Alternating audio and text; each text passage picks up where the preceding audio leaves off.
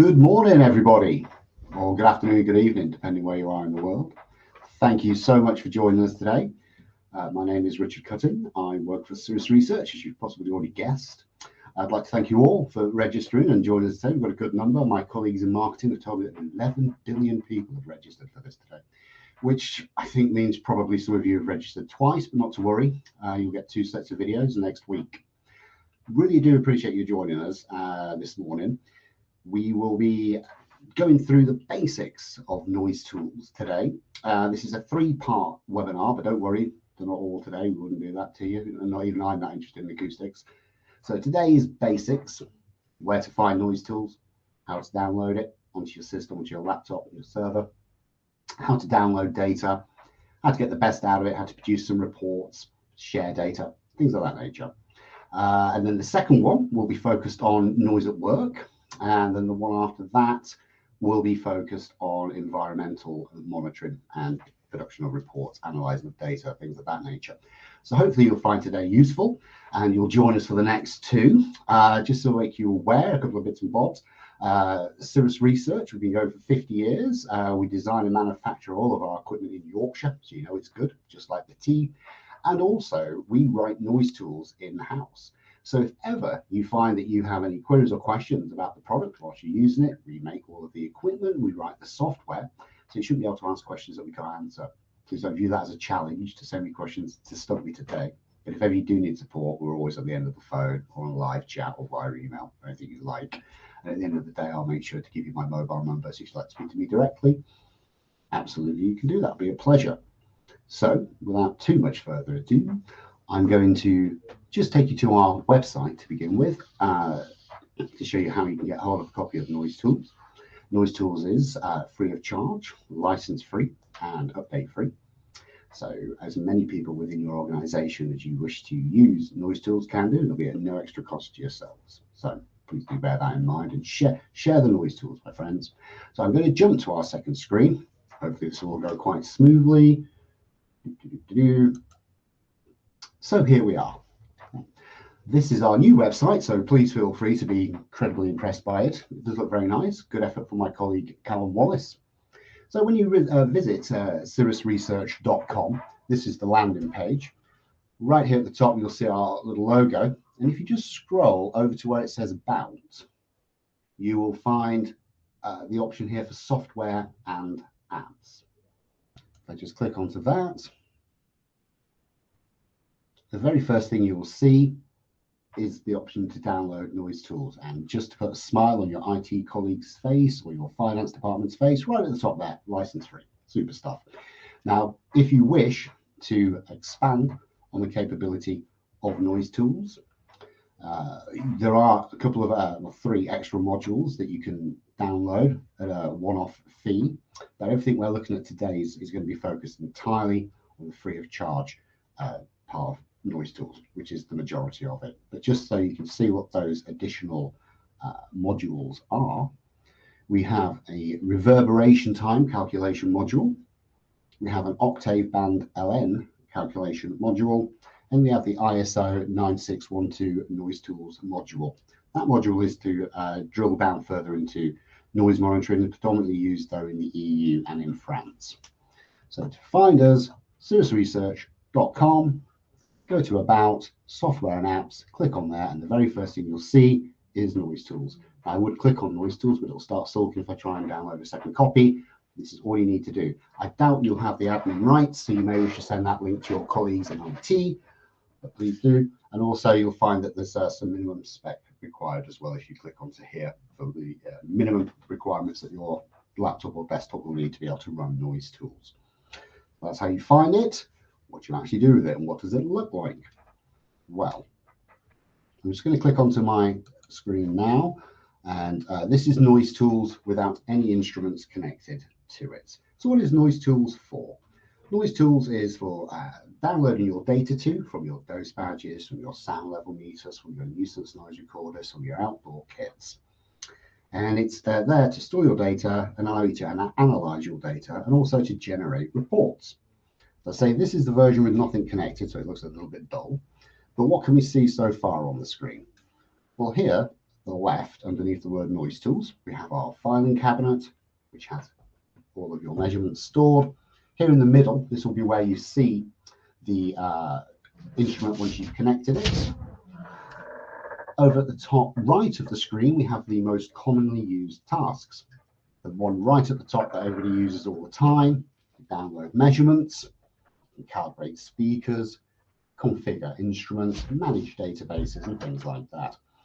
And underneath, we have news and frequently asked questions. So as long as you're connected to the internet, that'll be refreshed, and you'll be able to see our latest products, information about our quantum outdoors, new versions of firmware, things of that nature. You'll also be made aware if there is an update to NoiseTools, which you'll be able to download free of charge, or your IT colleagues will be able to do that for you.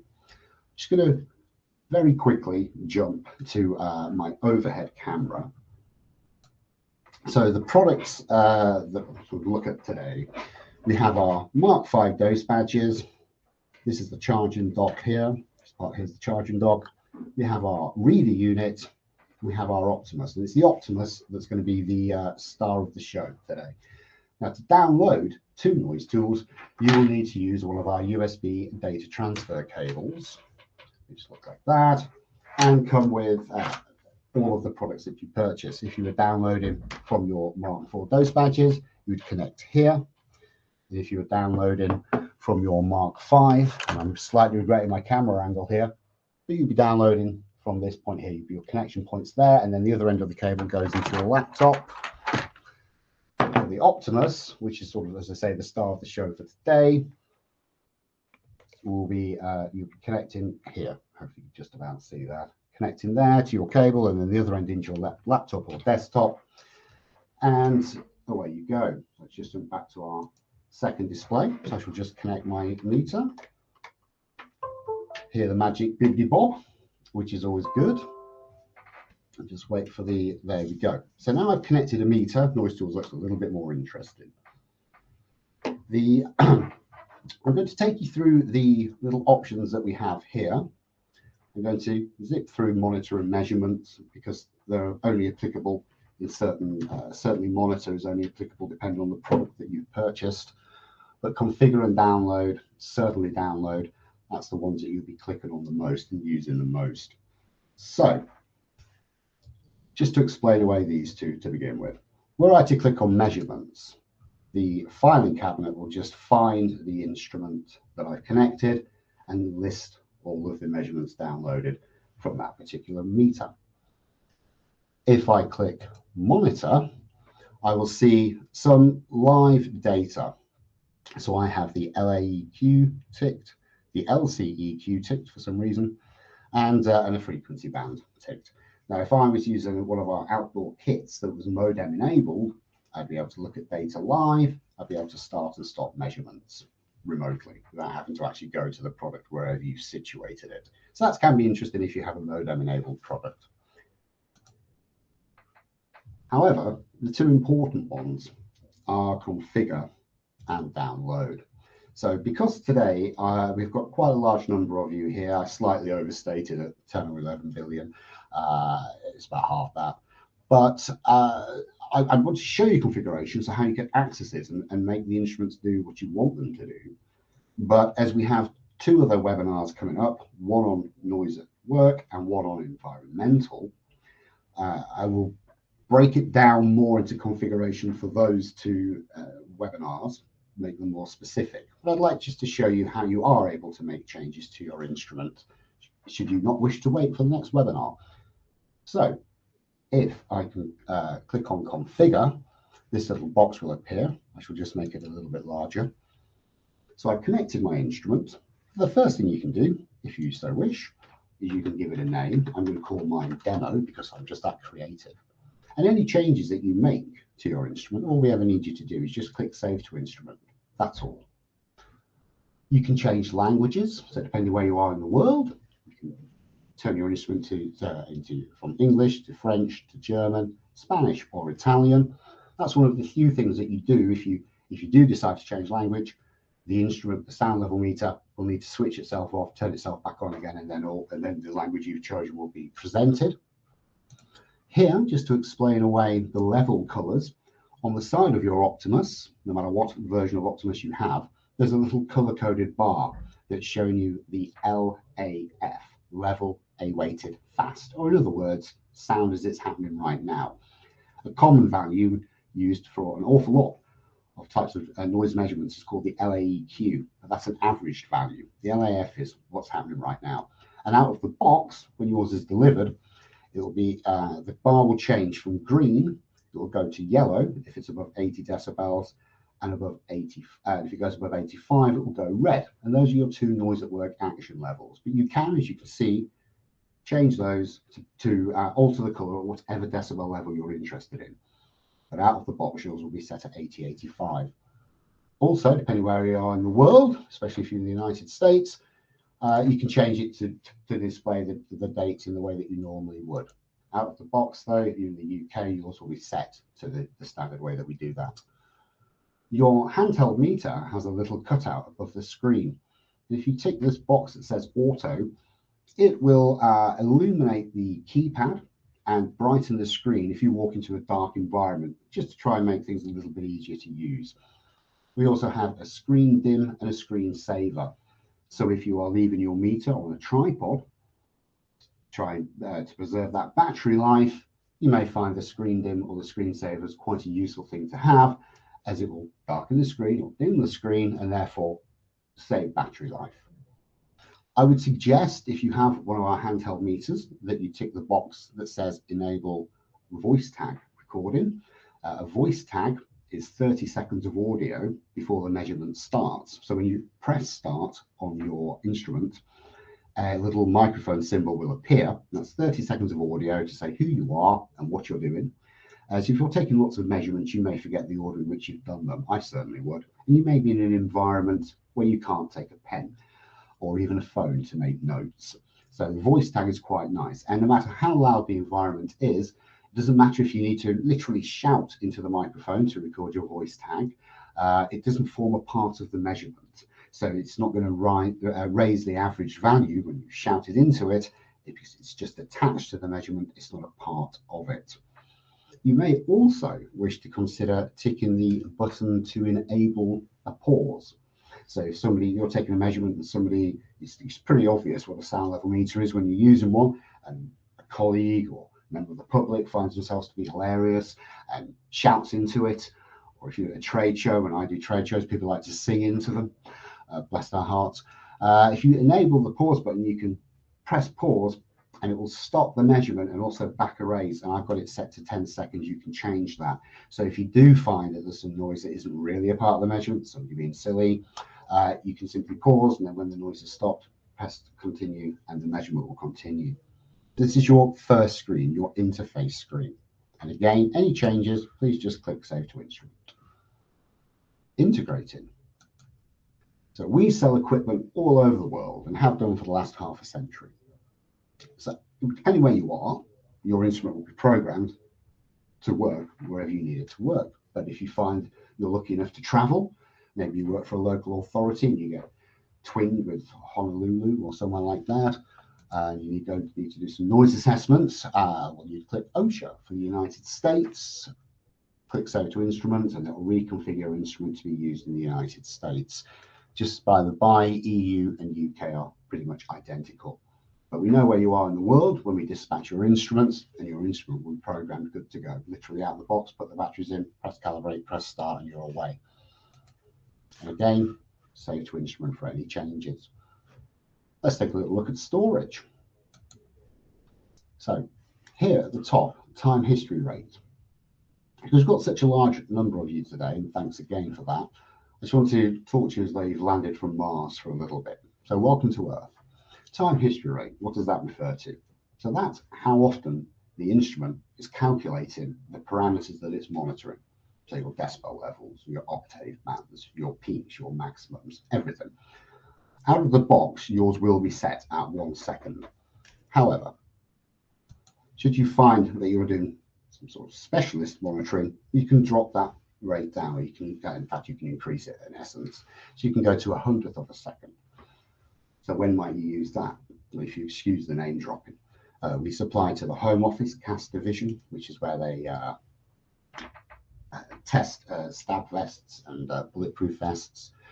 We supply to the HSE, where they ensure that fireworks aren't going over the allowed level, decibel level. But gunshots and fireworks are very loud and they're very brief. So to help you drill down on that data, for shorter measurements, you may wish to consider that 100th of a second. But really, if it's loud explosive noises, for the vast majority of your measurements, and the vast majority of measurements that I take, you'll be doing this at a 1 second time history rate. And that is what your instrument will be set at when you take it out of the box. So just leave it on 1 second. Your instruments, excuse me, depending on the model that you've purchased, have timers. So we have repeat if you've bought an Optimus Green, which is an environmental meter, and repeat and single on an Optimus Green. However, if you have an Optimus Red, which is a noise at work meter, you have the single timer. So what does that look like? If I were to click on the single timer to cover as many of you as possible, and I wish to leave my meter on a tripod in an area that's going to be somebody's workplace for the next 8 hours, but you don't want to be there for 8 hours, you've got it positioned in a nice place, let's just leave it running. You can tell the instrument I want you to run for 8 hours. Click Save to Instrument, and when you press Start, the meter will start, but it will stop after 8 hours. So if you're not there to pick up the meter, you don't want it overrunning for the next hour or so. If there's no noise, that's going to impact on the values. So it's quite nice to be able to know that it'll be able to just stop without you having to be there to do so. And we like people to be confident when they're using our equipment. So if you do set a single timer and click Save to Instrument, you will see a little stopwatch icon next to the clock at the top left of the screen. Where you to set, so it's just to give you confidence as you walk away. If you were to click the repeat timer, it looks like one of those sand timers, those egg timers that you may use in your kitchen. And it's just as I say, so that when you walk away, you know that instrument's going to do what you want it to do. So just switch that off. A repeat time, just to explain, you may wish to use that. If you're doing say, traffic monitoring or something like that, you may wish to have a 15-minute LAEQ. So you may want to put it on a repeat timer of 15 minutes. For those of you with Optimus Greens, and so this is, as I mentioned earlier, this is sort of a quick overview of configuration, because some of you will have certain interest in one part and others in a different part, which is why we've also decided to go with a Noise at Work webinar and an environmental webinar. But for those of you that do have audio, we have this here. So audio, if you have an Optimus Green, your instrument will have standard high in studio. These are referenced in bit rates. So standard is 16-bit. All of these are uncompressed WAV files, which means that you can use them in court. Here it says maximum audio duration, and it's set at unlimited out of the box because you're using this as a handheld. So if you press record audio on your instrument and you're holding it, we've gone ahead and assumed that you'll know when you want it to stop recording audio because you're there. But if you are leaving it on a tripod, you can tell it to stop recording audio after those increments that you can see on the screen, 2 minutes, 5 minutes, and 10 minutes. We also have audio triggers, which relates to the acoustic fingerprint library here. So if I were to tick enabled, save to instrument, of course, and then go into this little edit template, I can tell this instrument, which I've left on a tripod unattended, I can tell this instrument that I care about anything that goes above 75 decibels that lasts for longer than 2 seconds. And if I click OK, if that template is met, those parameters are met, the instrument will start to record audio. When those parameters are no longer being met, so it's dropped below 75 decibels, it will stop recording audio. And it can be quite nice to have an example of the audio that's all of a sudden caused a big spike in your measurement data. If you're not there to be able to witness it yourself, you then have a frame of reference. So it's quite a useful tool to have. It doesn't have to be on the LAEQ. You can pick it on specific frequency bands if you prefer. Anything you save will appear in the fingerprint library. save you have to type it again in the future, you can just click on the library, pick the parameters you've already set. So audio triggers, quite a nice thing to have, especially if you are leaving that meter unattended. And again, anything we do, we just click Save to Instrument. Also, as I can't see your eyes, so I'm not sure if they're rolling yet, but LN values, statistical analysis. If you wish to create your own LN value, you can. You can pick the data type, the data rate, your time weighting, fast, slow impulse, frequency weighting, AC and Z. You can tell it a specific percentage that you're interested in. Now, we know what the most commonly used ones are. And if you have an Optimus green, which is the environmental meter, as soon as you press start, all of the most commonly used LN values are already logged for you, such as the L10, the L90, the L95. So L90, for 90% of the measurement, it didn't go above this level. You consider that the background noise. Not important for noise at work, but certainly important for environmental. And should you wish, you can type anything you like. I was recently speaking to a barrister, and he wanted to know what the 99.8% percentile was. So, in other words, for 99.8% of the measurement, what was that decibel level? And again, click Save to Instrument. Fun fact for you, if you do create your own LN value, it will always be monitored as soon as you press start on every measurement moving forward. You can remove it if you wish, but if you don't, it's always going to give you that data that you were interested in. Our Advanced tab, this is absolutely mainly of interest to those of you with an Optimus Green meter. From here, if you're using one of our outdoor kits, the modem-enabled product I mentioned earlier, where you can view data remotely and start and stop measurements, this would be how you configured it by clicking Configure and following the steps, but that will be covered more in the third webinar.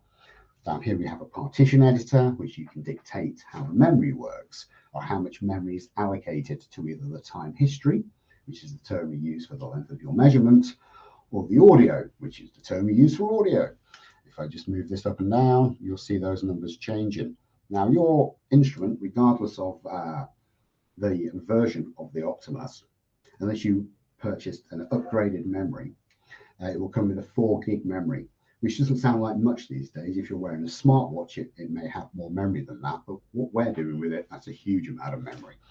So if you put your audio down, I'm just going to put the audio to the minimum, just so I can show you. And this is also for our friends using noise at work meters, the Optimus Rec. This is to give you an idea of how much memory your instrument has. If I put it on the minimum audio, which is 5%, so that's an hour and a half of audio recording capability, but take a look at that time history. 147 days and 19 hours. So that's how much data the instrument can hold. I mention this because if you're at different sites, your laptop isn't with you, or you use a desktop, and you're not going to get the opportunity to download every day after you've taken measurements, no need to worry. You've got quite a lot of space there. I hope you get back to the office within 147 days. So anything you do with the partition editor, if you have an Optimus Green and you wish to allocate more audio storage than time history, just move the partition editor up and down to be whatever you want it to be, click Confirm, and then you've told the memory to work differently. It will wipe all the measurements that are already on the instrument. Please bear that in mind. And in fact, just in case you forget to bear in mind, oh look, there's a warning that pops up on the screen that says, are you sure about this? Because you told the memory to work differently, it has to delete the measurements that are already stored on the instrument, so it can reallocate. You basically refrag the memory. But it doesn't. You don't lose any settings, the times, the dates, anything you've stored anywhere. That's all fine. It's just the measurements that have to be cleared. So we just close that. And then the absolute last tab is communications. So if you do decide that you wish to be able to monitor things remotely with our outdoor kit with the modem, this would be where you type the APN user, and the APN password. These are bits of information you'd find on a SIM card. You can put any SIM card into one of our modem-enabled outdoor kits. You can go buy one from any random supermarket, activate it, pop it in, and it's going to be good to go. But you will have to tell the software the APN user and password. Any changes at all, just one last time, save to instrument.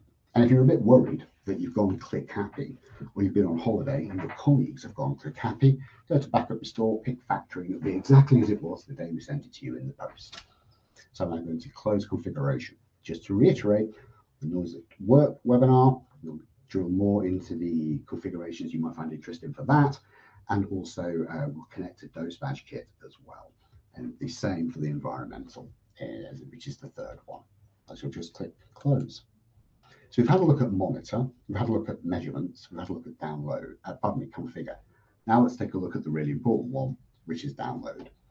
So press download. We do like to keep it straightforward here at Cirrus. I'm not sure how many measurements I have on this instrument. My record is 400 odd, which is ridiculous. Oh, look, there we go, 52. That's pretty good for me. So to download a measurement, all you need you to do is pick the measurement that you wish to download. Now you'll maybe notice here that there are group download measurements. Please leave that box unticked. We will cover that on the Noise at Work webinar. That will allow you to download several measurements at once and basically build a person's working day. You monitor the drill that they use, the saw that they use. I'm not the most manly of DIY sort of people. I'm running out things you might use. A planer, is that a thing? That's probably a thing. Some sort of grinding tool. So you can monitor all these different tools that you know a person's using during their day, and you can build their working day. We'll look at that at Noise at Work at the next webinar. One tip I'll give you, one pro tip I'll give you, please, I suggest that you tick the box that says open after download. And this just puts the measurement immediately on the screen for you and saves you looking for the measurement in the filing cabinet. So I always leave that ticked. You don't have to, but I always do. So when you are ready to download a measurement, click on the one you wish to download, and then it's a good idea to add a bit of information to your measurement. So the following are just my suggestions. This is your data, so however you wish to mark up your measurement is correct. It's whatever works for you, but these are just my suggestions. So if I click on the little box here that says place, I would suggest that you type your company name. Add a little picture here if you like, and it'll appear as a thumbnail on your reports. Click OK. Click person, and I always suggest type in your name, as in the person that took the measurement. And again, an opportunity. I can't see any of you all, but I'm sure you're all very good looking. If you wish to include a picture of yourself, a little thumbnail of you will appear on your reports. If you do that, let me know. I won't judge you, but I will mention it to other people. Just click OK.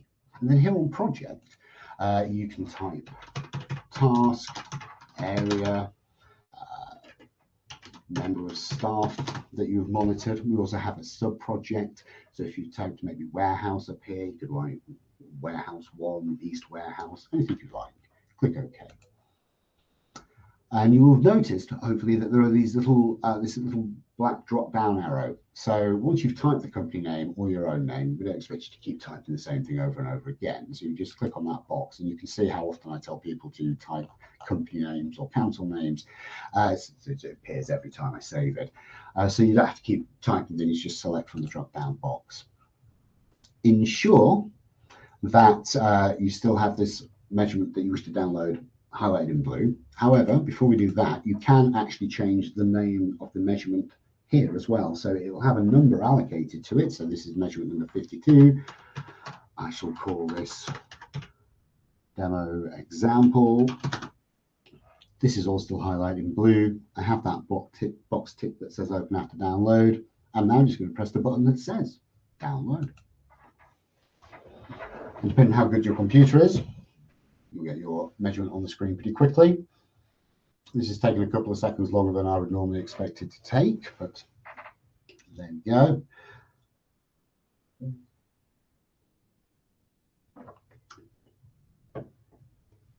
Gosh, that really is taking a couple of seconds. How was your morning? Well, that was great. I watched a green bar go across the screen. So now that I've downloaded, now that the measurement is open, because I ticked the open after download, save me looking for it in the filing cabinet, this is NoiseTools. And it looks a little bit more interesting now we've downloaded a measurement.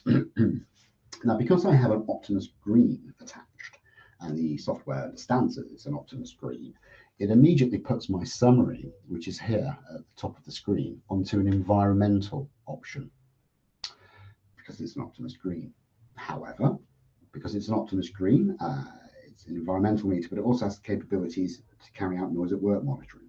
If you connected an Optimus Red, then the option for environmental wouldn't appear because it doesn't monitor environmental parameters.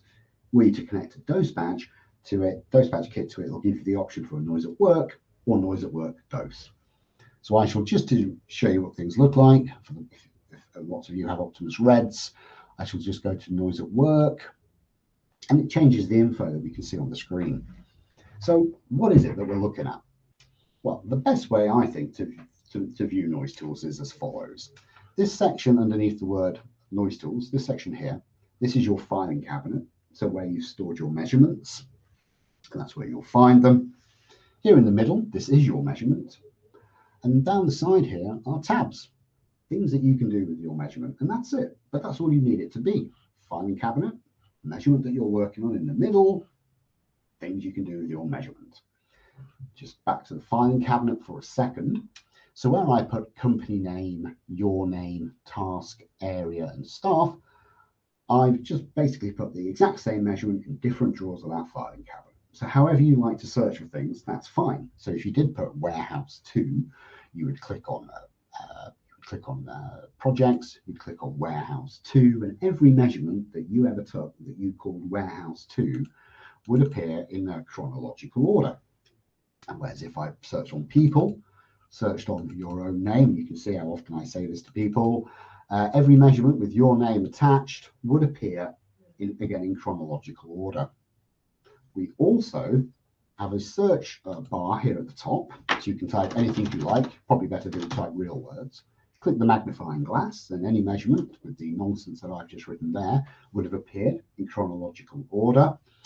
And it's just different options. Now, if you are having a bit of a day and you think, I can't remember how to do anything, I'm fed up of it all, Richard. I would suggest that the magnifying glass option might be the best way for you. You can also, let me just make that disappear. We also have an advanced search, which you might find interesting if you've carried out a lot of monitoring and you need to basically audit your own data. If you click that little black arrow, this will appear. The nonsense that I typed appears at the top. So you can put a descriptive term in here, the date range that you're interested in searching at. If you leave that blank, it will search the entire your entire database. I would suggest you leave it blank. I don't even use the equals option. Equals, I stick with equals. You can go lesser or greater than the following. This option here, decibel level, specific decibel level. So if you are doing noise at work monitoring, or you're an acoustic consultant and you carried out work for a particular client for many years, and there's like some sort of an audit and a presentation of the data changing over the years, you could say, okay, I want you to show me any measurement that had an LAEQ greater than 85 decibels, which would be the second noise at work action level. That's the one it automatically picks, but you can just change it to any level that you wish. Click search, and any measurement that you have that went over 85 decibels would be then listed here. So you've audited your entire database, and all you need to do that is just click a couple of buttons and tell it the parameters you're interested in. You might want to change that to 80 decibels, which is the first noise at work action level. I shall just close that. So jump back to our measurement. And just to remind you, to access that, I just clicked that little black arrow there and then followed the instructions, populated it, gave it something to work with, told it decibel level I'm interested in, told it to search, and away I go.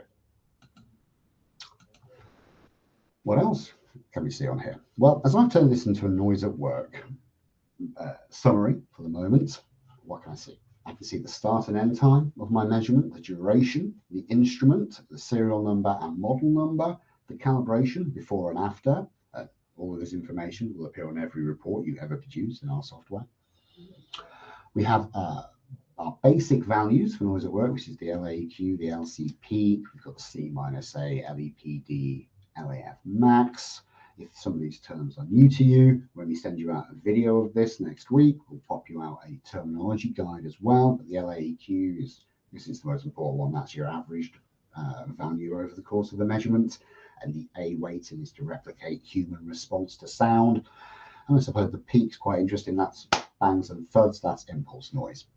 Now, this measurement was 7 minutes long, but it has projected exposures. And this can be very useful if you're taking a measurement and you know somebody's carrying out a task for the next hour or so. You can take a shorter measurement than that. You don't want to stand there with a sound level meter for an hour. I would suggest you buy a dose badge and pop a dose badge on them. But if you monitor them for 5 minutes or so, give the software something to work with, it can extrapolate and say, well, that person's exposure is going to be in an hour or 2 hours or so on. Down here, we have our LAEQ and LC peak graph, and we have our first octave data. Now, we like to use fancy words in acoustics, but for octaves, it just means frequencies. If I were to change this summary to an environmental one, I get my LAEQ again, my LAE, which is all of the energy of the measurement condensed into a second, LAF max, level A weighted fast maximum, and statistical values, which we looked at a little bit earlier, where you can create your own statistical value, but these are the most commonly used ones, and they are already monitored for you as soon as you press start. We also have our LAEQ and LAF max graph here at the bottom, and our third octaves as well, which is between 33 and 36 bands, depending on the makeup of the noise, whereas the first octave bands, which are used for hearing defense selections, that's 10 bands in the middle of the frequency range. So what else can we see on here? Well, we have attach a file. So you can simply click on here, pick something from your desktop. I like to put it on my desktop because it annoys my colleagues in IT. What might you attach? So if you're doing environmental monitoring and you take an issue with a construction site, not abiding by the rules they were given, you sent a letter to them saying that you need to address this. I know you'll keep a copy of that letter, of course, but it can be nice to attach it to the measurement that brought you to the decision detailed in that letter. If you're on holiday and a colleague needs to pick up this, if they click onto the measurement and you've already attached your response to the measurement, and they're following up in your absence, it can be quite a useful thing for them. If you're doing noise at work and you've put a dose badge on somebody for a full working day, it can be useful to ask them to fill out an activity sheet. So between 10 and 11 hours doing this, between 2 and 3 hours doing that, and you can attach that to your data set, which can be, again, just a useful thing.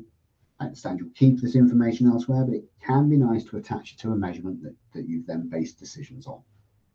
From here, you can add a picture, and it always jumps to my second screen. So you can browse for pictures or find pictures on your desktop, put your company logo on there, put a picture of somebody wearing a dose badge if you're so inclined.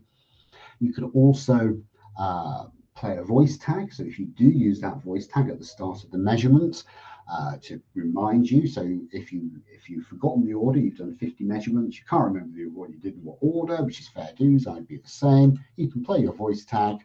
Richard, Source Research, using lovely voice tags. There you go. As long as you don't mind listening to your own voice, it's just about tolerable. And then you can actually populate these boxes instead of a point of download. So if you do have several measurements, you can't remember them, listen to your voice tag and then detail your measurement here, or mark up your measurement, I should say. And then we can click everybody's favorite button, which is Quick Report. So let's just click onto there. And then voila. So this is a noise at work summary report with the before and after calibration, your offsets, time, dates, the name that you gave it. So instead of it being measurement 52, it now says demo example, the basic values, the projected that we spoke about, the LAEQ, the LC peak, those first octave bands, and there you go. There's a lovely report for you. And if I just jump back to summary, so it's back to the main tab, and summary will always be the first screen that you land on in NoiseTools. If I was looking at this for environmental purposes, I would click on Quick Report, and there's my environmental summary report with those basic values again, those statistical levels, LN values, percentages, LAQ, LAF max graph, and a rather lovely little third octave graph there at the bottom. Now, come back to the reports tab a little bit later. So here's our time history. Back to the time history. Pardon me, we've been on summary, and now I want to look at the time history. So this is the time history screen. This is the graph for the data that you've monitored, graphical representation of the decibel changes during the course of your measurement. If I click on this legend pop out here, all of the parameters that my instrument's capable of monitoring are logged here. And all we ever need you to do with our instruments is press start. We like to keep it straightforward. We don't even have save buttons on our instruments. As soon as you press stop, it's automatically stored to the instrument. If you don't want it, you can delete it, but we don't want people forgetting to store data after they've taken a measurement and then call us up and say, what can I do? Because the only answer to that is go and take the measurement again. So you don't have to press save, just press stop, and it's all automatically stored.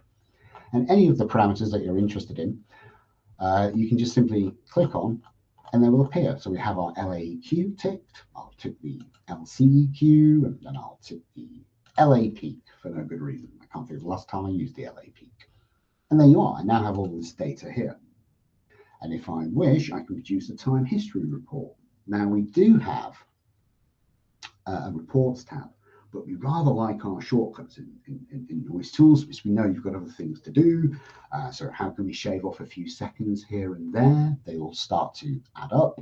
So right at the top here, above the summary tab, there's a little button that says actions even. If you click on there, press quick report, you now have a time history report. And this has pulled through all of the parameters that I've told it I'm interested in: the LAEQ, the LAEQ, the LCEQ, pardon me, and the LA peak. And that's from our time history screen.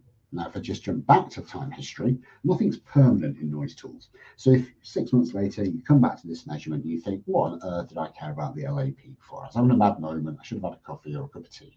Just untick it and it disappears. So it's not permanent. Tick whatever you like. If you decide you don't need that data, untick it there. You'll also notice I have a little red line here. So I tried to generate an overload yesterday. This was the measurement I took yesterday. Banged near the microphone capsule. Please don't do that with yours. So this was just letting me know that it's gone over certain values, and that's maybe something you need to drill into and take into consideration. Also, there are a few other things that we can do here in our time history screen. Now, if you only remember one thing about NoiseTools, please let it be this.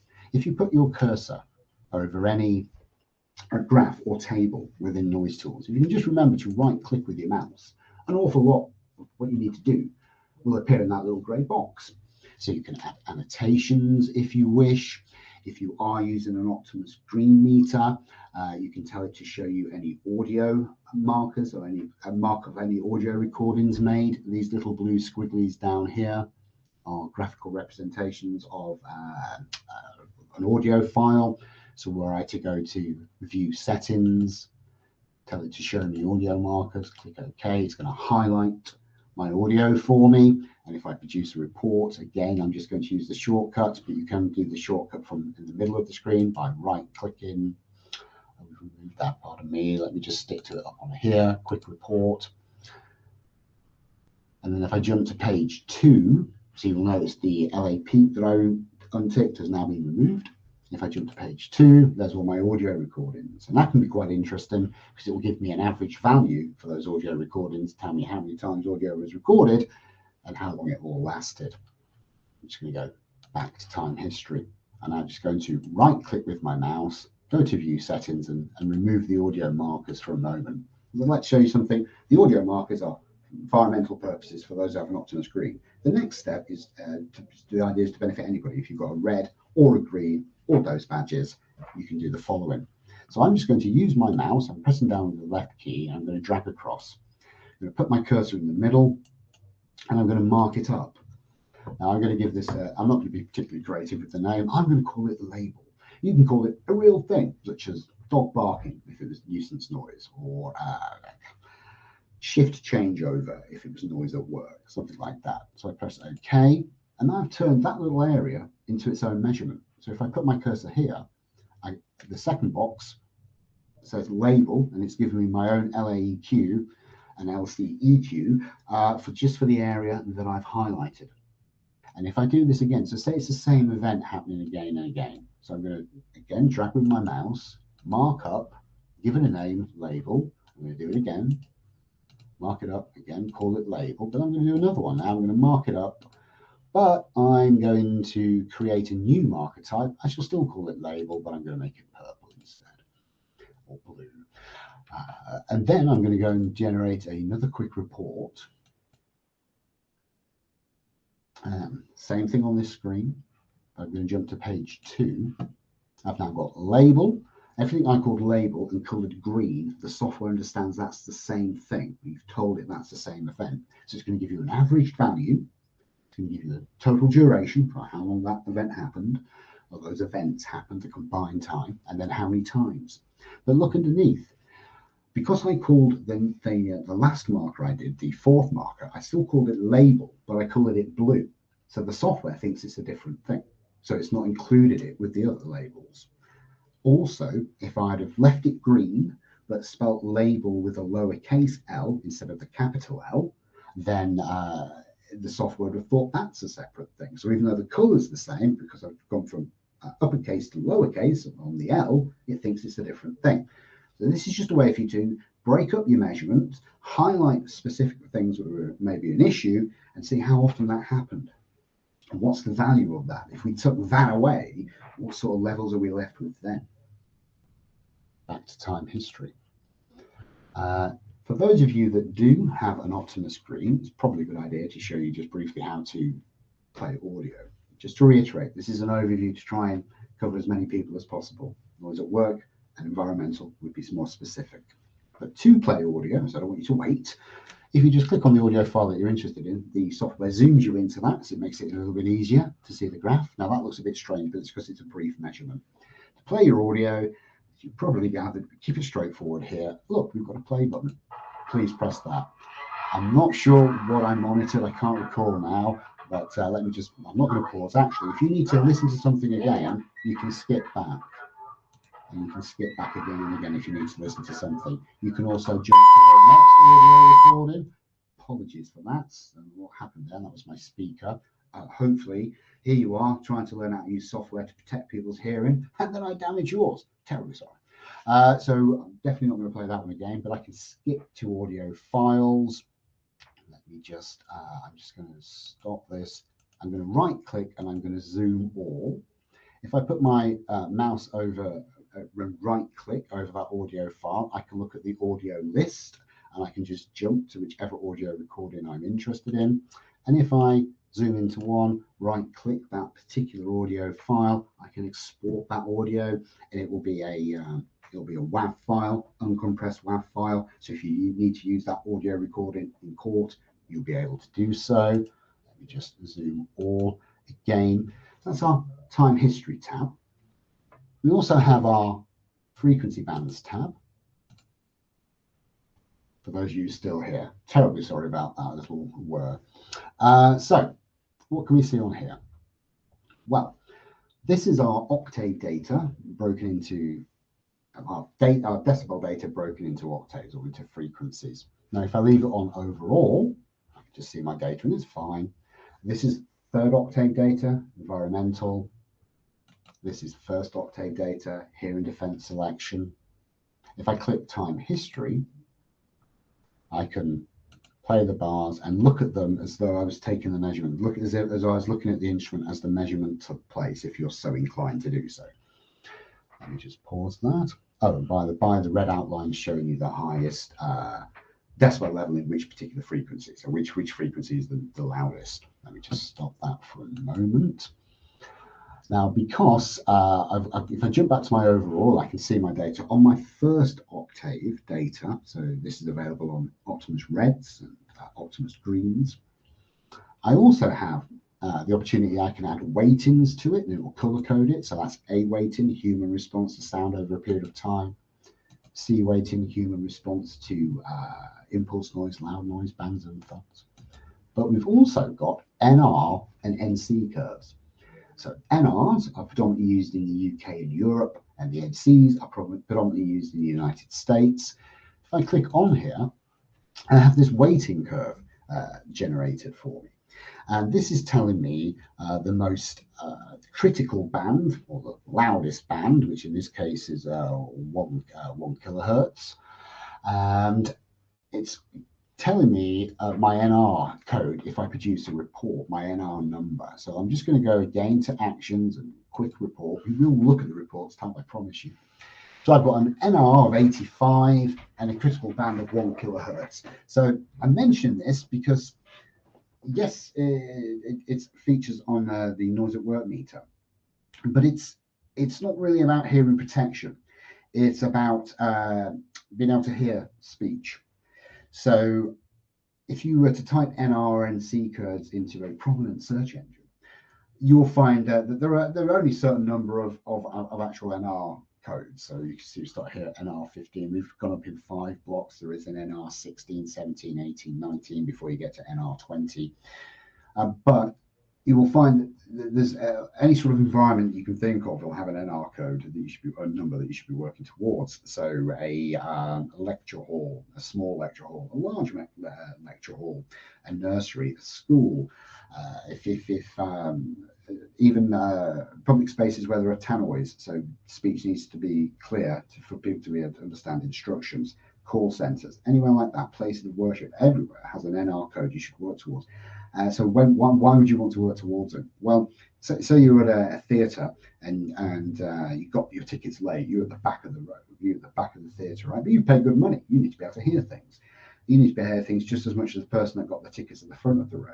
So if you consider the NR for that environment, or the NC if you're in the States, then that should help you remove echoes and flutter echoes. So if somebody at the front can hear things clearly, the person on stage, the person at the back of the theatre should be able to do it as well. So do take a look at that, because it covers a bit of noise at work, really, because it's working environments for people. But it's also an environmental consideration as well, I would suggest. What's the noise in the environment? So an NR number, all it is a way to say the decibel levels for each of these frequency bands just in one number. That's all that is. But it's quite an interesting thing. I'd suggest that you, when we send you links to the video, send you links to that terminology guide just to give you a bit more of a handle of it. But it is something I find quite interesting to use. If I'm in a call center, can everybody hear what's being said? What's the NR number? What's the NR curve? So that was our frequency bands. We also have our frequency analysis. So what are we looking at here? Now this looks a bit fancy, right? We've got first octaves, which is the blue bars that we looked at for hearing defense selection. We've got the third octaves, which are the green bars, which is environmental monitoring. But we've also, if you have an Optimus Green meter and you've made an audio recording, you'll have 1.12 octaves or fast Fourier transfer. And if I just click on here, so I've got 1, 2, 3 audio recordings. You definitely remember the last one, right? Let me just bring that up here. So this is the measurement that you can see, but we only have FFT on audio recordings. So that's where you'll find it. So the blues are the gaps in between the audio. These are this is our 1.12 fast Fourier transfer data, which is a further refinement. But I shall pop it back onto third octaves for the moment. So what are we looking at here? Well, you may find that if you're doing a lot of monitoring, you might want to give your brain a rest and look at data in a different way.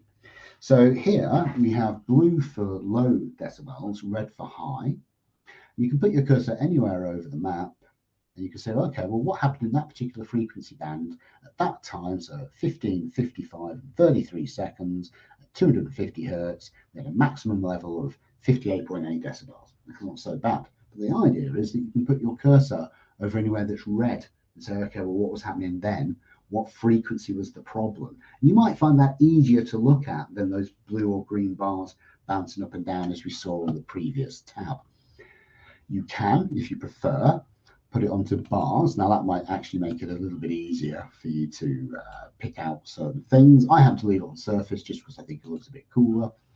But if you, so the idea is you can just look, is there a pattern to the data? Do we see a red spike here followed by another red spike followed by another red spike? So just a way to give your brain and your eyes a bit of a change of scenery, for want of a better way of putting it. Now, if you are giving a presentation or you just want to feel like showing off, you can click on this little airplane over here. You can fly over your measurement and look like the coolest. We have this running at trade shows and people come and go, what's that? You say, well, thanks for asking. That's a frequency analysis map. And they go, I don't care. Can I get a free pen? But, it's nice for them to pop by. I quite like that. I sometimes refer to it if I've been doing a lot of work, just to help me see if there's a pattern to the noise. And as you expect, you can drag your mouse, move it all around, and it looks quite nice. Now, We always like for people to be able to create their own reports if they so wish. I mean, we've done some rather nice templates for you, but if you wish to do it yourself, you can do. So if you right click with your mouse, always right click, you can export the graphic, and then you just include the graphic on its own in whatever report that you are producing. But the frequency flyover is quite a popular one. We also have our Hearing Defenders tab. So what's this? Well, we've taken the hearing defense range, product range, from a well-known web-based and catalog-based health and safety supplies company, because they seem to have the largest footprint in the UK and the biggest range. And the octave data taken from your measurements is then applied to this list, and it color codes the product for you. So we have a key here at the top. We have red for under protection, amber for over protection. Now, in my line of work, over protection is worse than under. Under protection, you're going to lose your hearing, and that's a bit of a shame. Over protection, no, you might not hear the forklift truck backing up, or we deal with refuse collectors, and they're in and out of roads, and if they're doing glass recycling that day, glass is perfect frequencies and volume to cause hearing problems later on. So we need to protect them, but if they're walking out into traffic, we don't want to overprotect them. We don't want to cocoon them. So you definitely do not want to overprotect people. We've also got at the top a little tick box that says use 4 decibel derating factor, which is just a fancy way of saying real world. So people, God bless their hearts, but they don't always wear hearing defenders correctly, or they get damaged and they don't report it, which can make the hearing defenders far less protective than they were originally. So if you tick that 4 decibel derating factor, it's just going to increase that protection by 3 decibels. Remembering that we don't want to overprotect though. This is why even when you use that, the color coding here still comes into play. So we're not, if you tick that box, you're not just creating a problem. The color coding will still guide you. But if you take that, it's a little bit of extra protection taken into consideration, people always think. So if I scroll down, I can see some in green. So the ones in green are the ones suitable for the data that you've downloaded to the software. Now you may find that the measurement has quite a low average value, but you have some large spikes, and you maybe want to protect people against those large spikes. Never forget, though, it's the average value that we ultimately care about. The 80 and the 85 are average values. If your workshop becomes 85 decibels for 2 seconds, that's not really going to be a problem, because if you average it over the day, an 8-hour working day, that's pretty insignificant. However, because I'll just jump back here, because I marked up these areas, and I didn't particularly mark any of the really loud areas. Here's one right there. I did that one, but I didn't do this one. This is just for demonstration purposes, though. If I now jump back to my Hearing Defenders tab, this is currently selecting or color coding products based on the entire data set. However, I could tell it to just focus by clicking on this box on the areas that I've highlighted, and it will just color code based on the area that you've told it you're interested in. Now, you may find that you have product, you already use Hearing Defense product that's not on this list. Well, that's okay. If you remember, the magic right click with your mouse, you can go to Advanced, Add, okay, always onto my second screen, there we go. Populate these boxes, manufacturing details and all that. It's good for you to know, but what we really need is these boxes here populated. So this is the frequency attenuation on the product that you're adding. And as it says here, please do, if you find that there's a no value on the packaging for the Hearing Defenders that you've bought, or you've gone online and researched it again, please do leave the box blank. Don't put 0, otherwise it will mess with it. So just leave it blank. But you can add any product that you've already got. Click OK, it'll add it. Oops, see, that's what it sulks at you if you don't put any information in. It'll add it to that list permanently. It's going to color code it for you, so you'll know if that's suitable for the environment that you've been using it in. If I now just click on one of these, I'm going to go and do my classic shortcut to produce a report. I promise you we will look at the reports tab, but we do like our shortcuts. So I've decided this product's in green. This is the product that I'm going to purchase for my colleagues. and I'm going to put a little report in their HR folder showing how we've protected them. So if I go to right-click, selected Defender report, and I'll get a before and after. Well, we say measured and resultant because we're just so full of ourselves, but really that should just say before and after. That's what it means. So the measured level in red and the resultant exposure once you've used this particular hearing defense product. So that's quite a nice report to have. Print it off, pop it in an HR folder, or these days PDF it, pop it into someone's electronic HDR folder, and you've got data to show how you're protecting people. So that's our Hearing Defenders tab. Everybody seems to like that tab. In here we can just reiterate before and after here in red. And if you just want to export only that graphic, hover in the corner, you can export that data. We also have our periodic calculator. Now this is more likely to be of interest for those carrying out environmental monitoring. I also want to explain what it is though. You can probably guess from the name. So earlier on, I said that you could use repeat timers. So you've left your meter, pardon me, on a tripod for 2 hours, and you want 15-minute LAEQs, decibel average, over the course of the measurement for traffic monitoring or construction site monitoring in the evening or later in the day, anything like that. But you've got to put it on a repeat timer. You could absolutely go to time history, highlight 15 minutes, highlight another 15 minutes, and so on and so on. And if it's only 2 hours, you don't have to do it that many times with 15-minute increments. But if it's a longer measurement and you really wish you'd done it, then you can go to your periodic calculator. And the most commonly used one is 15 minutes, which is why that appears there, but you can break it into any chunks that you wish. Click next. You can also tell it to split it into specific times. You can just go next. I'll just stick with default, next. Tell I'm interested in my LAEQ, tick my LEQ, add that, go next. And it's now broken that measurement, which I think was a 17-minute long measurement, I think. So it's broken it into two lots of 15, so one 15-minute and then the 2-minute, the remainder of the measurement. But it's going to give my LAQ or any parameter I told it I'm interested in. It's going to break that measurement down for me, so I don't have to worry about highlighting things, doing any calculations myself, or producing reports, anything like that. I can just use my periodic calculator to break it down into smaller chunks if I forgot to use the timers. Onto our detail tab. Possibly. What's wrong with my computer? Hello, detail. Ah, fantastic. So, detail tab. What is it? Why do we have it? Well, here at the top, just to explain this away, this is just detailing how your instrument has been working, how it's been configured. So it's going to give you, well, first of all, it's going to give you the instrument data, serial and product code. So the serial is the one that starts with a G. The product code, we call them Optimus Greens, Optimus Reds to customers, but they're CRs to us. Time history rate, the 1 second time history rate we discussed. Audio quality, if you have an instrument that can record audio, when it was last calibrated in the factory, don't forget to calibrate your instruments with us. Calibration before and after for the actual measurement itself here, and the integrators I was using. So when we looked earlier about being able to change it from the UK to the US or the EU, that's what it's referring to there. So you've got all that measurement information basically, and if you wish, just hover and export. If you so wish, you can send that to Excel.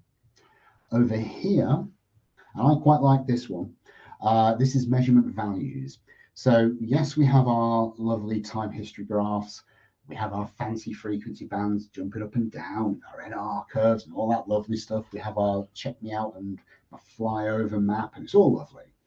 But sometimes, maybe towards the end of the day, you just want to look at some numbers, some average values for that measurement.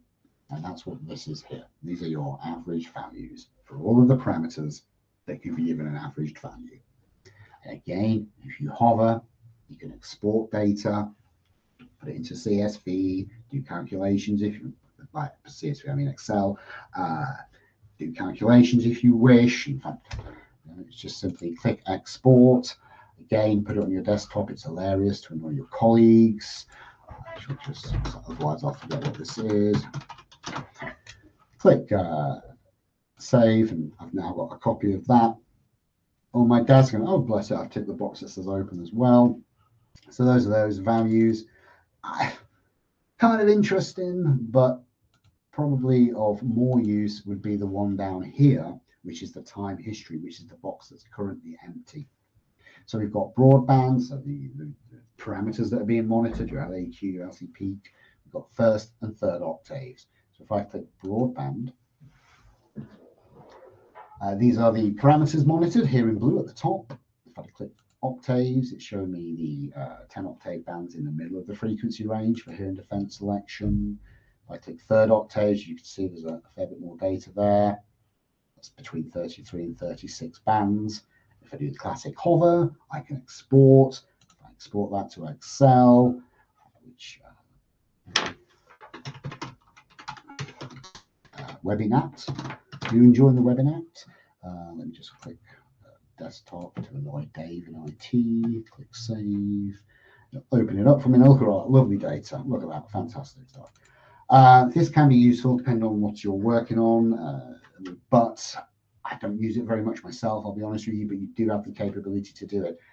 However, if you are going to export to Excel, say you want to export from the parameters, the LAQ, the LA peak, that sort of a thing, you can export it from here, and that's fine. But the first thing you're going to do when you get to that Excel document is remove all the parameters that you're not interested in. So if you are exporting to Excel, and I'll show you in a second, I'd suggest doing it from the time history tab. But just to give you an idea of how much data you are exporting at this point, what you can see on the screen, that is 15 seconds worth of data. So just bear in mind, if it's a long measurement, you are exporting quite a lot of information there. But my advice would be, if you are exporting to Excel, if you do it from time history, so I've got LAQ and LCEQ ticked. If I do the magic right click, go to export, I'm going to do it to CSV. You can, of course, just save the image on the screen if you want to produce your own reports without using our templates. Go then, if I won't take it any further because you've seen me export to Excel twice now, but if I click OK, we'll find dandy. But it's only going to export the parameters that I've ticked here. So I don't have to, as soon as I open up Excel, remove 10 different columns because I don't want them. So that's our detail tab. Now, the final tab, so let's do the detail tab. The final tab to take a wee look at is the reports tab. So if I just click onto here, as I've reiterated a few times now, we like to keep things straightforward. You know, if Fisher Price made sound level meters, that they'd work the way ours worked. Start, start, stop, stop, hooray. We like to do the same with the software. So to produce any report within NoiseTools, all we ever need you to do is just click on the one that you're interested in. So let's, we've looked at a couple. Let's just have a look at the, we've had a look at the NR curves. Let's have a look at third octaves just for the fun of it. So click on the one you're interested in, press next once, pop your company logo there, or your council logo, or your picture of yourself. Press next once, press next twice, and that's it for every single report within NoiseTools. Go to the reports tab, select the one you're interested in, press next once, press next twice, and there's your report for you. So now we've got some reports produced. What can we do? Well, you can save your reports in any of those formats. If you do wish to edit out our logo from your reports, which we'll try not to be too offended by, but you know, it's a nice logo, people know us. I would suggest leaving our logo on your report. It gives a little bit more authority to the report. It's entirely up to you. It's your life, do as you wish. But most people save it as a PDF, which you can then save and send to anybody you wish and produce reports, and it's all lovely. But maybe you've got a few measurements you wish to share with somebody. Maybe you've got 5 dose badges and you want to share data from each of those dose badges with a site manager or an area manager, your direct boss or something like that. You don't want to be the person that sends 5 PDFs in one email, man. That's not cool. So let's try and put something together that looks nice and professional. This also means there's only one attachment that somebody has to click on. So I'm going to click this little icon here at the top that says Add to Combined Report. So the third octave report I produced has now been pulled into this summary. And you can do the you can enter the reports repeatedly from the same measurements. You can generate a different measurement from the same report. So I produced the third octave report. But if I go to the summary report, back to the original, press quick report, click that icon again, it's now pulled my summary into a combined report. Maybe I wish I'd done the summary first. So if I highlight the summary, I can move things around and present it how I wish. However, you can also pull reports from different measurements. Now I've got the one we've been looking at today is the one that we've downloaded here, but I have other measurements open, including one that I've marked up as audio example and wish that I'd played to you all. So I'm now just going to do another quick report. Click highlight, and it's now pulled a summary from a different report. So if you are using lots of dose badges and you want to present data in one way, in one report, pardon me, from each of the badges, this would be how you did it instead of generating PDF after PDF after PDF. You may also wish to add a cover page to look super professional. Always to the second screen. I don't know why it does that. So you would write a description here. I've typed noise at work measurements, gobbledygook. Dave, that's not his real surname. What is his real surname? Dave Corner. There you go. A description of why you were carrying out the measurement, a bit of header information if you wish, a bit of footer information. Pick a different layout for the illustrations. Add some pictures if you wish. I always think it's a good idea. Company logo, where it says your logo here. Maybe a picture of the instrument that you've used, or a picture of the person wearing the dose badge, or if you have the meter on a tripod in an environment, the side of a construction site or something like that. It can be nice to just include that, a little bit of context for people. And then just click OK and say, listen here, you software, create me a report. And voila, again to the second screen. And here's my report. So all it's done is just gathered those documents in whatever order, because I can move them up and down with those blue arrows, but it's put a nice little cover page on there where you can add some notes. So I've just put new machine in production area. You could have put complaint from neighbours, new install of machinery, had some complaints from employees about certain frequencies or some certain loudness of the new machine. So we've carried out a measurement, and here's a lovely report. All it's done is just put different reports, all those different reports into one document for you. I'm just going to close that, so let me just take a look at the time. So it's 11:15. If you're still awake, bless your heart. Only a couple more things to look at. I'm sure you'll be thrilled to learn. You haven't got to what I call the unicorn part of the day, where I can literally say anything to you. You'll just nod along so that the webinar finishes. What are we going to look at next? A couple of things.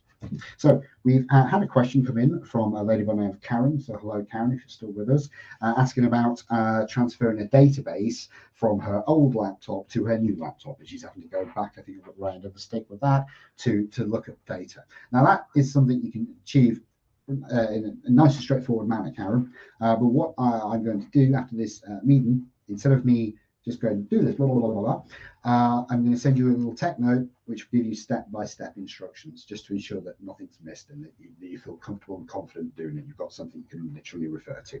But thank you for that question. We are going to talk slightly about databases just for a moment. Let me just put NoiseTools back on something slightly more interesting looking. So, right at the top left where it says NoiseTools, where the NoiseTools logo is, just here, we've got the word tools. And this is the most useful of all the options you can see at the top.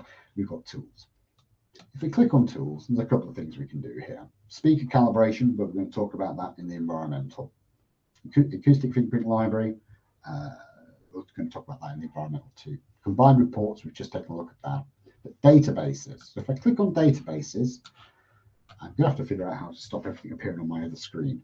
So NoiseTools, when you download NoiseTools, unless you tell it otherwise, it's going to automatically set NoiseTools up on your C drive, which is your local drive on your laptop or your desktop. But you can create your own pathway, therefore database.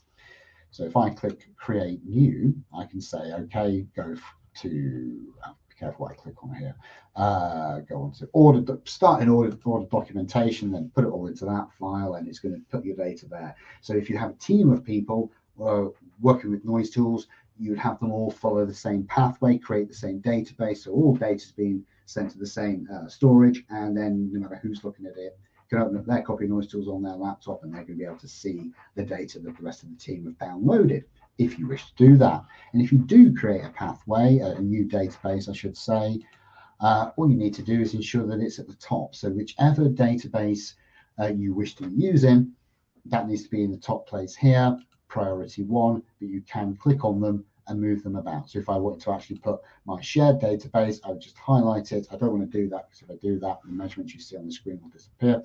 And I just use the arrow to push that to the top of the list, and that would then be the database that I was working from. So that's how to create a new one. Karen's question, sorry Karen, was how to move a database, and that's what I'm going to send you a little bit of extra information on, just a step-by-steps. But to create a new database, it's simply Tools, Databases, Create New, and then you can proceed from there. You can add an existing one as well, which is going to be partly what we send information to Karen about. I'd like to now just show you one thing that's probably quite important, how to delete a measurement because you don't want it any longer, just because you may need to know that. So let me just bring up a individual measurement here. So if I hang my cursor over here, measurement 728, if I right click and I go to delete, I've deleted it. But I've actually got a little deleted items folder here at the bottom. So it's kind of like email. If you only delete once, it's still really within NoiseTools. So if I just click onto here, this is the deleted measurement folder, and I can just restore. If I've accidentally deleted one that I didn't mean to, I want to keep it, just click on that, press restore, and it will go back into your little filing cabinet. But you can, of course, click on the button that says delete all measurements, and then all the measurements within that deleted folder will disappear. One other thing that I'd like to show you guys, so this is how you can share data with people.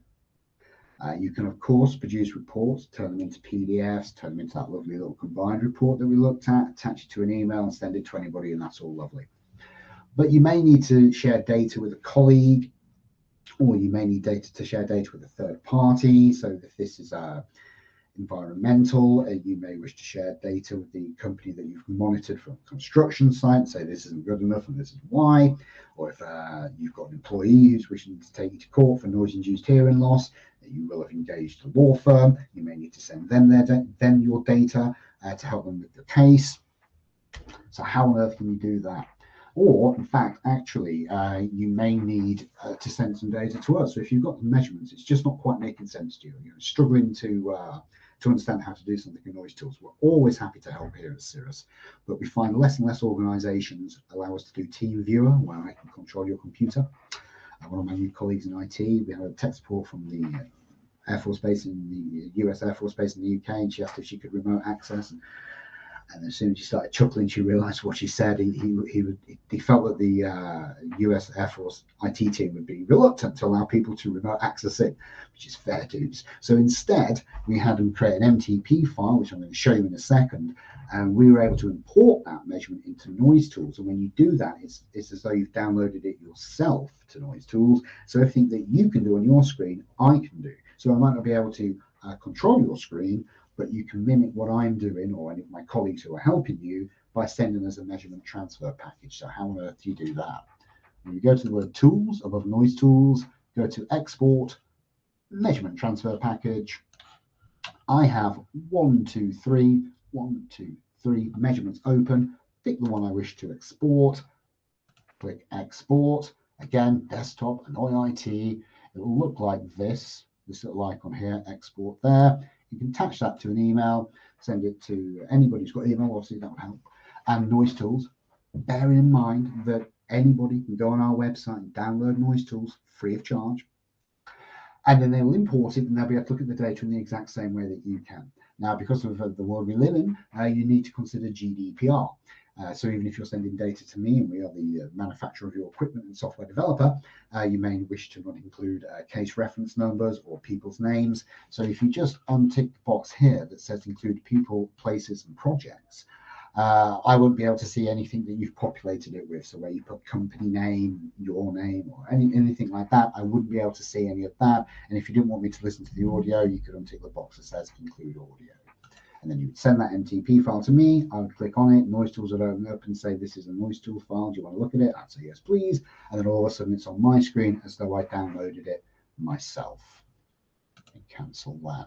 So that was the sharing of data. The last couple of bits there, databases, measurement transfer packages, and the deletion of measurements. And what time are we on? 11:22. For those of you still with me, I'm now going to fix my hair and jump back to the main webcam and just take a little look at some of the questions. Do we have any questions, James? Oh, we've got some questions. Super. So main webcam. Hello, still here. I'm not AI. I'm just trying to remember how to look at your guys' questions. Lovely. So there are quite a few questions here, and wow, there are quite a few questions. Fantastic stuff. Thank you for taking the time to send me some questions, guys. Okay, some issues with the screen on. Okay, sorry about that, guys. When we send you out the video link, we'll see if we can zoom into any part of it that was difficult to see. Okay, thank you, Fiona. Okay, there's quite a few on here. I'm trying to find a question. Can I get a recording sent through as well? Tracy, absolutely. We will send you that. Matt, apologies. Please don't sue. Apologies for people. So Jamie's answered with regards to people. That scheduled dog, Alex, my apology. I feel quite bad about this now. Jamie's just come back into the room. My producer. Sorry, guys. I'm not sure what happened with that speaker. What's the audio records? Specific questions. Save MTP file. What's this? Karen M. Sorry. Gosh, there's quite a few. It's difficult to pick things out. Can you please advise where details of any detailed description for a marker your note will be shown on any report? Hi, Susan. Thanks for that. So if you when you mark it up, so if you call it dog barking or something like that on the markup on the time history, that will appear on the second page of the time history report. If you add notes, so when you skip through on the report generation where I added the logo, you can add additional notes, and those additional notes will appear right at the bottom of the measurement. So if there's graphics on there, if there are any markers on there, it's going to appear at the bottom of those. So any notes that you add will appear at the bottom there. Who is this? Warren. Oh, bless you, Warren. Thanks, Warren. I'll send you a pen. What else have we got? Can you remove a section of the measurement if you did not pause and delete a small part during the reading? So what I would suggest to you there, Bob, if you've got, so we want to remove a second of which you understand the level without that and you didn't have the pause option. What I would suggest you did is highlight the area around the area that you wish to ignore or remove, and then when you produce your report, you'll get a combined value of the LAEQ. So if this bit in the middle you don't want, the bits either side you do, highlight the bits either side that you do, you get an LAEQ for each part, but when you produce that time history report, it will give you a combined LAEQ just for the area that you are interested in. In fact, actually, if you use your if you've got a roller ball on your mouse and you zoom in to a part of the measurement, then the time history report would only produce what's on the screen, basically. So when I produced it earlier on, it was the entire measurement, because that's what was displayed. But had I zoomed in to just one part of it and produced a report, then it would only do it on the area that I zoomed into, so your values would change. What else here? I'm having issues downloading update for the program. I thought that said Pilgrim for a moment. I was puzzled there. Who's that? Hi, Bill. I'm having issues downloading update for the Pilgrim. Okie dokie. Bill, that might be something that my tech support colleague, Gina, one of them, I will be able to do that. She should be able to advise you on that. How did you get to the octave band analysis to look at it on the FFT again, please? Hi, Simon. So if you have made an audio recording, so it's only on the audio recordings for FFT, and you jump to the the frequency bands tab. So that's the third tab down. It's the one with the blue bars on it. So it's frequency bands. When you click onto there, if you have an audio recording, so you have an Optimus Green meter, you'll see at the top, first octaves, third octaves, and FFT, or 1.12 octaves. Click onto the 1.12 octaves, the FFT, and there you will see your FFT data. And if you want, even though it looks fine on the flyover on the frequency analysis, it looks fine on there. But if you export it, then it will send your FFT data to Excel, which, as nice as it looks on the flyby and everything else, for the FFT, it's probably of more interest, I would suggest, when you've exported it to Excel. What else do we have on here? If you have any handout that may complement this webinar, it would be very useful. Hi, Alistair. Sure, certainly we do, my friend. Absolutely we do. So what I'll bob out to you is a couple of things. We'll send you out the video, send you out a terminology guide, and we also have a very basic user manual for NoiseTools. And if you can't do the basics, you wouldn't be able to do anything else. God bless you, Neil. I appreciate that. Thank you. Signed t-shirt on its way to you. Thank you for that as well. Warren, David, you're very welcome. And I'll see you at the next one. Good man. Good man. Good man. Lovely. How are we doing for time? I have a couple of minutes to see if I can add anything else. Zoom. Sorry about this. I'm just trying to zoom through the questions. Tools export mission transfer package. Oh, so we'll open it. Okay. So a couple of people have answered their own answered each other's questions. Hey, God bless you guys. That's smashing. Very useful additional subject. Okay. Cover questions, completion certificates, everything else. We can pop those out. That's a pleasure. Okay. I think I've answered a lot of these questions. You're very welcome, Shaheen. Thank you very much for joining us. Project has to use a mobile page of thanks, great, so you're welcome. Well, I think my question screen is frozen. I think my question. Oh, okay. Sorry, guys. I can see you're adding things, but it seems to have stopped. Okay, I can only see to the bottom two. So thank you, Rachel. P2C. Yes, indeed, your name is P2C. I quite like that. Thanks, Paul. Look forward to seeing that. You're very welcome, Marianne. Look forward to seeing you guys at the next one as well. And Koki, I'm struggling to see some of the questions. What I'm going to have to do here, I think, I can only see one at a time. Max, Max, welcome.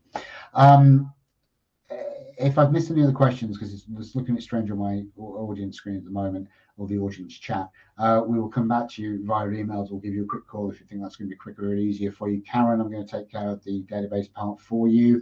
Everybody will get terminology guides. Everybody will get the video link as well, so you can reference it again if you wish. But otherwise, guys, so 82 of you have stuck with it to the end. Thanks. We might have to send everybody pens, Jamie. James is quite precious about it. We've got some new pens, actually, with highlights at the other end. They're amazing. Change your life. Lovely stuff. Guys, it will be my colleague Craig next month on the Thank You FIPA, which his topic is, hand-arm vibration, free of charge webinar, Thursday, the 30th of May, 10 a.m. to 11 p.m. UK time, with Craig Story. Intelligent chap, my hair's better though. And then I'll be back again. All the people wanting pens. Be using pen and laptop. Understand that, Lynn. We may have a solution for you there. Let me I'll come back to any questions that I've not been able to see on here. Thank you all so much for the comments. Don't worry, pens on their way, people. Pens are popular. Thanks again, guys. Really have appreciated your time. Look forward to seeing you on the next one. Please do join Craig on the 30th of May if you have any interest in hand-arm vibration. It'll be a pleasure to chat to you further. Otherwise, I shall bid you all a fond farewell. I really do appreciate so many of you sticking it to the end. Thanks very much for that. Enjoy the rest of your day, evening, or wherever you are in the world. And I will see you on the next one. Cheerio.